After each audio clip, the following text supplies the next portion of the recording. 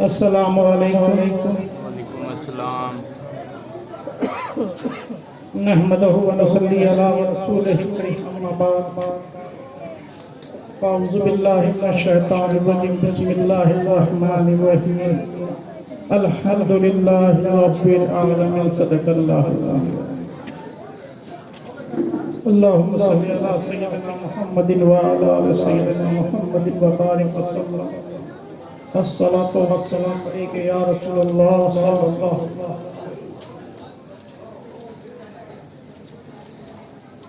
ہر ابتدا سے پہلے ہر انتہا کے بعد ذات نبی بلند ہے، ذات خدا کے بعد دنیا میں احترام کے قابل ہیں جتنے لوگ، میں سب کو مانتا ہوں مگر مصطفیٰ کے بعد، میں سب کو مانتا ہوں مصطفیٰ کے بعد، اور عطائے آسمانی ہو رہی ہے، اور عطائے آسمانی ہو رہی ہے، نبی کی نعت خوانی ہو رہی ہے، عطائے آسمانی ہو رہی ہے، نبی کی نعت خوانی ہو رہی ہے، سر شبکی سجدے میں پڑا ہے، عبادت پانی پانی ہو رہی ہے، عبادت پانی پانی ہو رہی ہے۔ ملت اسلامیہ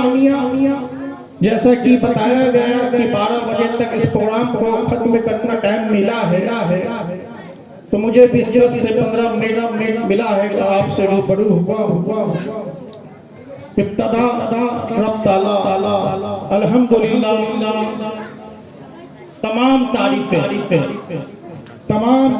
اللہ ہی کے، جس نے اپنے فضل و کرم سے اور اپنے پیارے حبیب لاڈلے رسول صلی اللہ تعالی علیہ وسلم کے صدقے میں ہمیں اور آپ کو اپنے پیارے حبیب کی امت میں پیدا کیا، اور مزید کرم رب کا ہم پر یہ بھی ہوا کہ اپنے پیارے حبیب کی امت میں نایاب تحفہ یعنی ایمان عطا فرمایا، اور مزید رب کا کرم ہم پر یہ بھی ہوا کہ آج ہم اور آپ نواسۂ رسول، اولاد علی، شہدائے اعظم، سردار الجنہ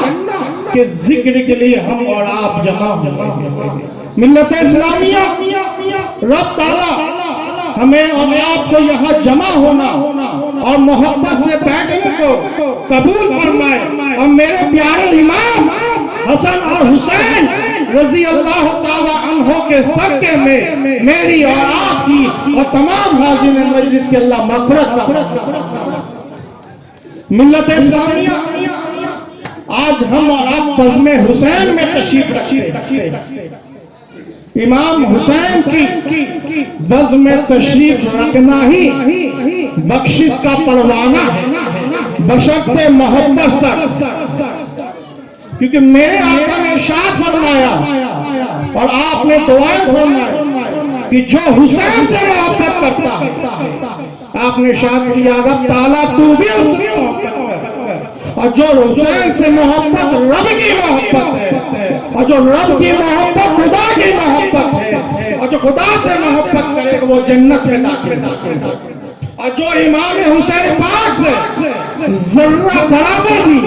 اگر بغضیت ہوگا تو وہ جان لے وہ بغضیت جس کے ساتھ کر رہا ہے اس کا ٹھکانہ جہنم۔ میرے امام حسین رضی اللہ تعالیٰ عنہ پیدائش سے قبل آپ کی بے شمار نشانیاں کا ظہور ہوا ہے۔ میں ایک نشانی آپ کے گھر والوں کے جانب سے میں کہنا چاہوں گا، حضور آقا علیہ السلام کی چچی آپ خواب میں دیکھتی ہیں کہ آپ نے خواب دیکھا، بڑا ہی دردناک آپ کے اعتبار سے وہ خواب تھا، آپ دیکھتی ہیں کہ آقا علیہ السلام کے جسم مبارک سے ایک گوشت کا لترا باہر ہوتا ہے، نکلتا ہے، اور ان کی گود میں سمٹ جاتا ہے، ان کے گود میں آ جاتا ہے آپ جب نے یہ خواب دیکھا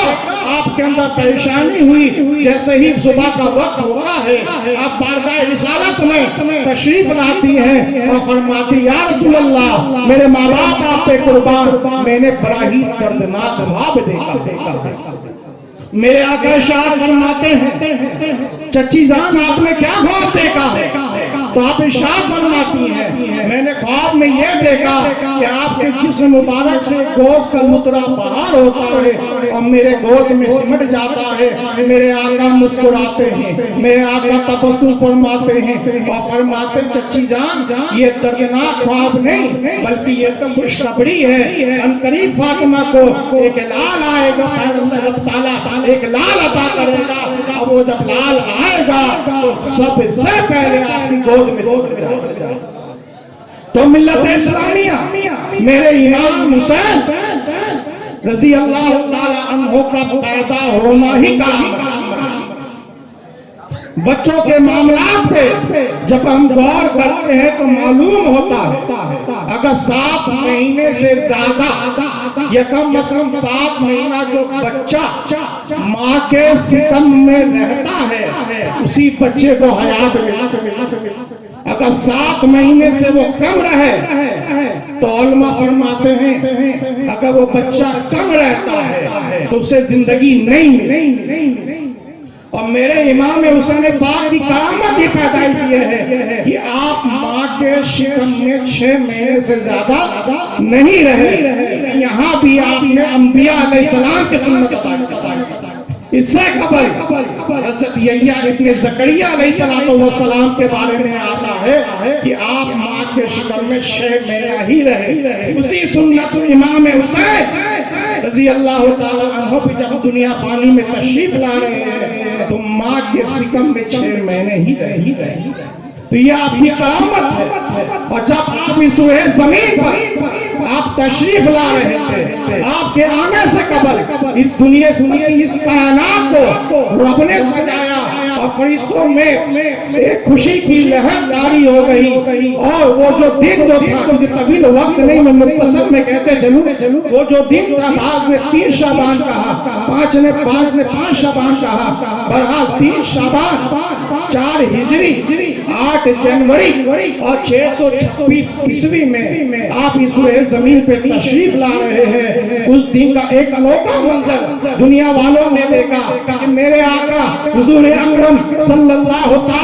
علیہ وسلم کی عادت شریفہ یہ ہے کہ آپ اکثر و بیشتر نماز پڑھاتے اور نماز فجر نماز کے بعد آپ مصلی پہ بیٹھتے اور اپنے پیارے اصحاب یعنی صحابی رسول سے ہم کلام ہوتے ہیں بعض و نصیحت فرماتے خیر خبر گری لیتے مگر آج منظر بالکل جدا ہے میرے آقا مصلی پہ نہیں بیٹھتے فجر کی نماز کے بعد کھڑے ہوتے ہیں اور کھڑے ہونے کے بعد اب چلتے ہیں اور اشارہ مولا کائنات حیدر کرار شیر خدا کو اشارہ فرماتے ہیں اور اشارہ فرمانے کے بعد آقا علیہ السلام آگے مولا کائنات پیچھے اب حضور چل رہے ہیں امام الانبیاء آگے ولیوں کا تاجدار پیچھے ہاں میرے آقا تشریف لے جا رہے ہیں تو حضرت فاطمہ الزہرا رضی اللہ تعالی عنہا کے حجرے کے اندر تشریف لے جا رہے ہیں اور کلام فرما رہے ہیں اے علی رب نے تمہیں فرزند عطا کیا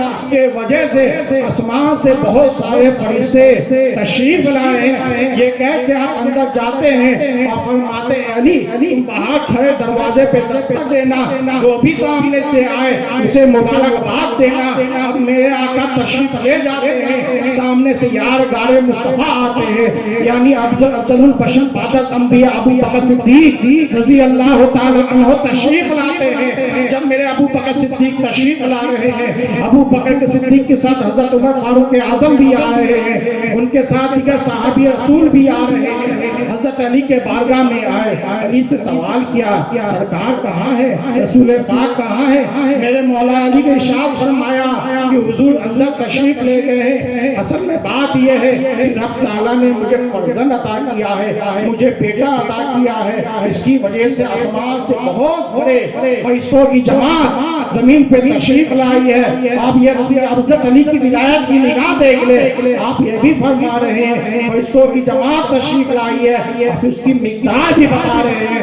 میرے علی فرما رہے ہیں ان فرشتوں کا مقدار 4,34,000. اب یہ کلام ہو ہی رہا ہے. میرے آقا علیہ الصلوۃ والسلام تشریف لاتے ہیں. اب ابو بکر صدیق کی محبت دیکھ لے. صدیق اکبر کو کیسی محبت مولا کائنات سے ہے کہ زبان علی فرما رہے ہیں, ابو بکر چاہ رہے ہیں اس پہ مہر مستقبل.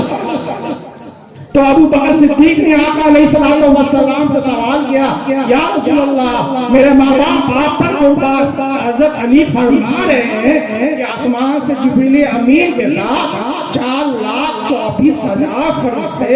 زمین پہ تشریف لائے اور آپ کو مبارکباد دے رہے ہیں. میرے آقا مسکراتے ہیں اور علی سے سوال کرتے ہیں, اے علی تمہیں کیسے علم ہو گیا کہ 4,24,000 ہے؟ اب علی کی نگاہیں ولایت دیکھے. میرے علی فرماتے ہیں جب وہ فرشتے آسمان سے اتر رہے تھے تو وہ آپس میں ایک دوسرے کو مبارکباد دے رہے تھے. تو وہ کہہ رہے تھے اس وقت ہماری جو تعداد ہے وہ 4,24,000.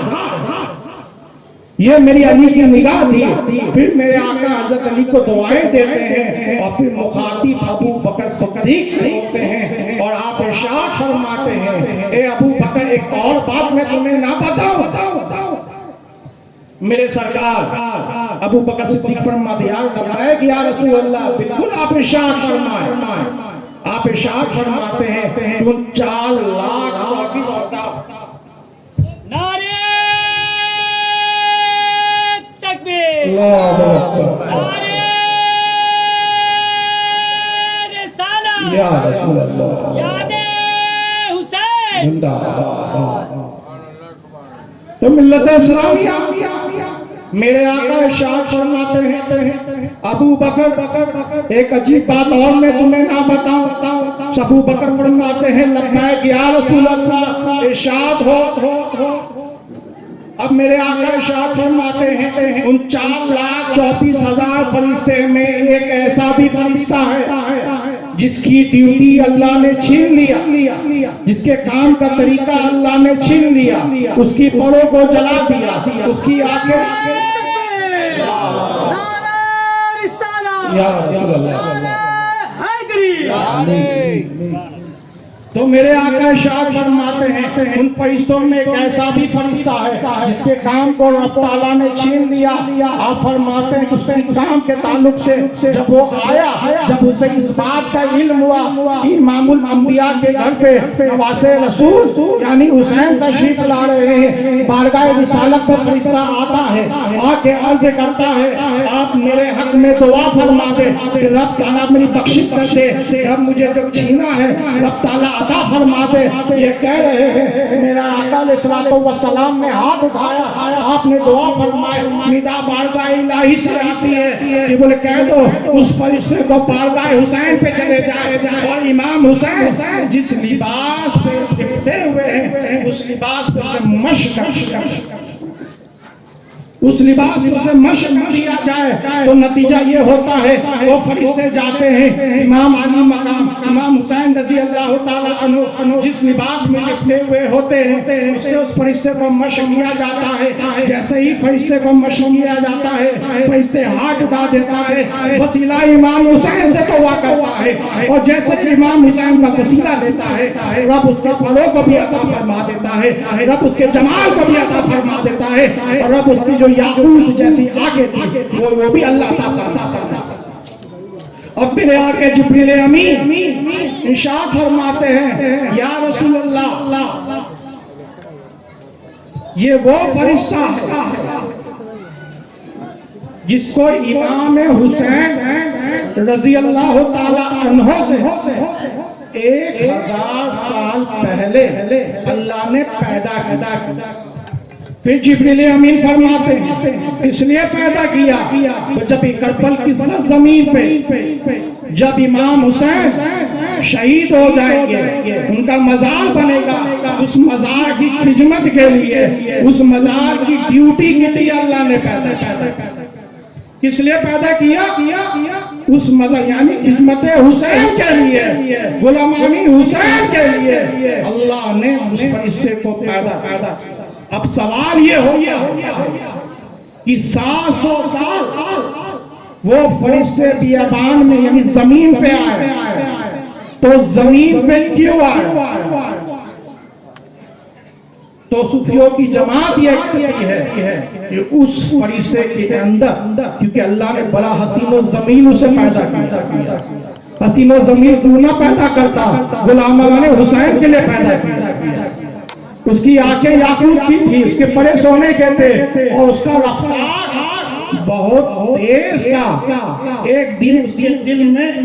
ایک وسوسہ آتا، وہ یہ کہہ دیتا اس میں فقر پیدا ہوتا۔ جب فقر پیدا ہوتی ہے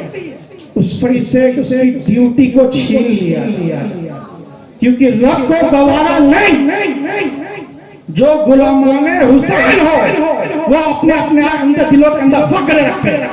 کیونکہ جو حسین کا ہوگا اس کے اندر عاجزی ہوگی، جو حسین کا ہوگا اس کے اندر انکساری ہوگی، جو حسین کا ہوگا اس کے اندر تواضع ہوگا، جو حسین کا ہوگا وہ شریعت سے محبت کرنے والا ہوگا، جو حسین کا ہوگا حضور کی باطن طریقہ سے فیضیاب ہوگا، جو حسین کا ہوگا وہ نمازوں سے محبت کرنے والا ہوگا۔ ایسا کوئی ہو نہیں سکتا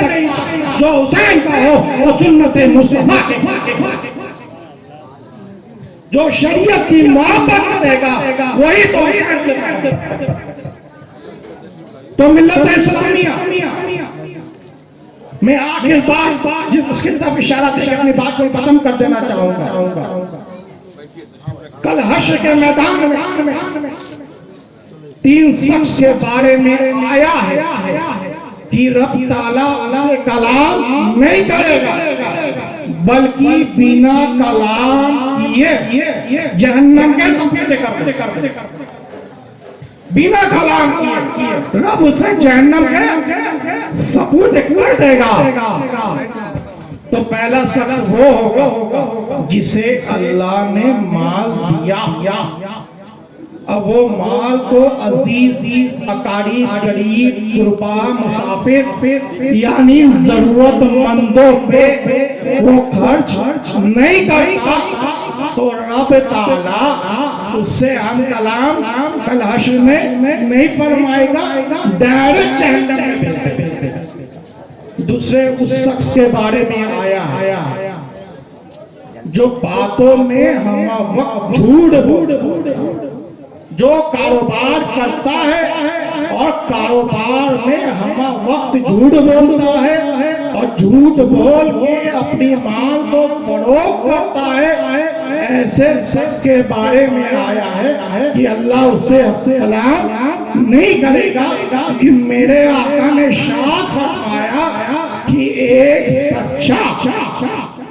امانت دار سوداگر کل حشر میں حضور کے ساتھ ہوگا، اور جو جھوٹا ہوگا میرے آقا ارشاد فرماتے ہیں کہ اللہ اسے ہم کلام نہیں کرے گا، ڈائریکٹ جہنم میں۔ اور تیسرے وہ شخص ہوگا، کیونکہ ہم اہل سنت والجماعت سے ہمارا تعلق ہے، ہم اولیاء اللہ کے دامن سے وابستہ ہوئے ہیں،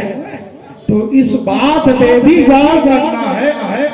کہ جب ہم اپنے بڑوں یعنی اپنے مرشد یا اپنے بڑے علماء کے ہاتھوں میں ہاتھ دیتے ہیں تو توبہ کرتے ہیں، اس کا واحد جو مقصد ہونا چاہیے وہ اللہ ہے، اس کا واحد جو مقصد ہونا چاہیے وہ اللہ ہے۔ اگر ہمارا یہ مقصد نہیں، ہم مرشد کے ہاتھوں میں اس لیے وابستہ ہوئے کہ ہمیں دنیا مل جائے، اگر کسی کو دنیا مل جائے تو وہ اللہ کا شکر ہے، استقامت پیدا ہو جائے۔ تکبیر، اللہ اکبر، نعرہ رسالت، یا رسول اللہ، نعرہ حیدر۔ تو آپ ارشاد فرماتے ہیں اگر مقصد پیر کے دامن سے صرف دنیا ہے. اگر مرشد کی دعاؤں کی برکت سے اللہ عطا کر دیا تو مرید میں استقامت آ جاتا ہے. اگر نہیں آیا تو مرشد سے مرید دامن کو چھوڑ کے جدا ہوتا.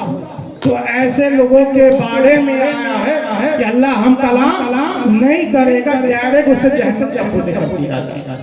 تو ملت اسلامیہ کہ آج جب ہم اس بز میں آئے تو ہم حسینی ہیں، تو ہمیں چاہیے کہ امام حسین کی کردار اپنی زندگی کے اندر ڈالے اور دیکھ. اور جب میرے امام، جیسا کہ ہمارے بڑے بھائی نے بڑی اچھے انداز میں آپ نے فرمایا کہ جب میرے حسین جب دنیا سے رخصت ہو رہے، جب دنیا سے بظاہر رخصت ہو رہے تو حالت سجدہ میں، حالت سجدہ میں، یہ طویل واقعہ ہمیشہ ہمارے نظروں سے گزرتا رہتا، مگر سجدہ میں امام حسین علیہ مقام نے ہمیں درس دیا،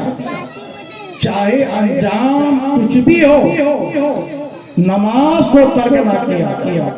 نماز کو یعنی شریعت مصطفیٰ کو ترک نہ کیا جائے. کربل کی سرزمین میں آپ نے 72 افراد کو قربان کر دیا، مگر دامن مصطفیٰ سے ہٹ آپ نے گوارا نہیں کیا، سر کو دینا پسند کر دیا. حضور کے نام غلط، حضور کے نام شریعت سے پیچھے آ جائے، اس سے ہونے آپ نے قدموں کو پیچھے نہیں کیا. اور آپ جو آج کی دنیا سے رخصت ہوتے ہیں، آپ نے بے شمار کلام جب رب تعالیٰ سے کیا تو آخر کلام آپ ارشاد فرماتے ہیں کہ آپ نے سب کچھ رب کے بارگاہ میں قربان کر دیا، پھر بھی فرماتے یا رب کیا تم مجھ سے راضی ہے؟ یہ سوچنے کا مقام ہے. یا رب تم مجھ سے راضی ہے، یا رب تم مجھ سے راضی ہے، یا رب تم مجھ سے راضی ہے. حسین وہ ہے جس کی جنت کی بشارت، بلکہ جنت حسین کی، جنت حسن کی، وہ رب سے رضا تلاش کرتا. اس سے مراد یہ بالکل نہیں کہ امام حسین کسی گناہوں کے بنیاد پر، اس سے مراد شکر کے بنیاد پر کہ جو لوگ نیک ہوتے ہیں وہ ہر وقت اللہ کا شکر ادا کرتے ہیں. تو ہم امام علی مقام کے ماننے والے ہیں، تو امام علی مقام کی ایک بات پہ غور کریں اور اس کے مطابق کے بز میں آئے ہیں، ان سے محبت کی ہم دلیل پیش کرتے ہیں. تو یہ ہم پہ فرض ہے کہ ان کی باتوں پہ عمل کریں، کیونکہ اللہ کو وہی بندہ پسند ہے جو حسین سے محبت سچی. ایک مختصر سے اس واقعہ ہمیشہ ہم سنتے رہتے ہیں کہ میرے آقا علیہ السلام صحابہ کے جھنڈ کو لے کے، صحابہ کرام کے جھنڈ کو لے کے جا رہے تھے. چند بچے کھیل رہے تھے، ان بچے میں سے ایک بچے کو میرے آقا نے اٹھایا، گود میں بیٹھایا، محبت بڑی، شفقت بڑی نگاہ سے دیکھا اور ان کے سروں پہ ہاتھ دیا. قربان جائے صحابی رسول پہ. صحابی رسول نے سوال کیا یا رسول اللہ اس بچے سے محبت کی وجہ کیا ہے؟ میرے آقا ارشاد فرماتے ہیں کہ جب یہ بچہ جو ہے، جب میرا حسین کہ بچوں میں یہ بچہ کھیلتا ہے اور میں نے ایک دن یہ دیکھا ہے کہ میرے حسین کے تلوے کو دھول اس بچے نے اٹھایا اور اپنی پیشانی اور اپنے چہرے پہ مل لیا. آپ نے صحابی رسول کو کہا اے میرے پیارے صحابی تم گواہ بن جانا، میں اس بچے سے محبت کرتا ہوں اور کل حشر کا دن ہوگا میں اس کی شفاعت کراؤں گا اور تم گواہ رہنا اس بچے کے ساتھ اس کے ماں باپ کی بھی شفاعت کراؤں گا. تو ذرا غور طلب کی بات ہے، جو حسین کی دور لگ جائے یا حسین سے محبت کرے، جو حسین پاک اور امام حسن سے محبت کرے، یقین جانے وہی جنت میں جانے والا ہے. تو اگر امام حسن اور حسین سچی محبت یہ ہے کہ ان کی نانا سے محبت کرے، ان کی نانا کی شریعت سے محبت کرے. میرے آقا نے ارشاد فرمایا حسین منی وانا من الحسین، امام علی مقام نے جو قربانی دی وہ دین کو زندہ کرنے کے لیے، اور آپ نے بیان فرمایا ان کو حالات چاہے جیسے بھی ہو دامن مصطفیٰ نہ چھوٹا جائے، عشق مصطفیٰ نہ چھوٹا جائے، کہ یہ حال رہے گا یقین جانے ہم یہاں بھی کامیاب ہوں گے اور آخرت میں بھی کامیاب ہوں گے۔ اگر کہنے سننے سے زیادہ کچھ غلطیاں ہوئی ہو تو رب تعالیٰ ہمارے اور آپ کی معافی فرما۔ استغفر اللہ ربی من کل ذنب واتوب الیہ وآخر دعوانا الحمد للہ رب العالمین۔